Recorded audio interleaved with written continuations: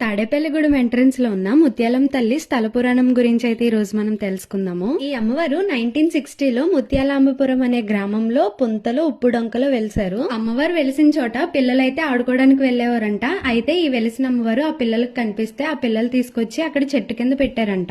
కాలక్రమంలో ముత్యాలాంబపుర గ్రామస్తులు ముత్యాలమ్మ తల్లికి గుడి నిర్మించాలని అనుకున్నారు రోడ్డు పక్కనే. అప్పుడు గ్రామస్తులు భక్తులు అందరి సహాయ సహకారాలతో 1965లో అయితే ఈ అమ్మవారికి టెంపుల్ అయితే నిర్మించారు. ఇక్కడ భక్తులు కోరిన కోరికలను తీర్చే అమ్మవారిగా అవతరించారని భక్తులు చాలా విశ్వాసంగా అమ్మవారికి నూతనంగా గుడైతే నిర్మించాలనుకుని దాతలు 65 సెంట్లు అమ్మవారికి దానంగా ఇచ్చారంట 2017లో. ఆ స్థలంలో 2019లో దాతలు మరియు దేవాదాయ శాఖ మంజూరీ చేసిన నిధులతో అమ్మవారికి గుడైతే పూర్తి చేశారంట. ఈ నూతనంగా నిర్మించిన ఈ అమ్మవారి టెంపుల్ అయితే అంతకు ముందు నుంచి ఉన్న అమ్మవారి టెంపుల్ పక్కనే ఉంటుంది. అమ్మవారు వెలిసినప్పుడు పిల్లలు తీసుకొచ్చి చెట్టు కింద పెట్టారని చెప్పాను కదా, ఆ చెట్టు అయితే కాలక్రమేణా నిద్రించిందంట.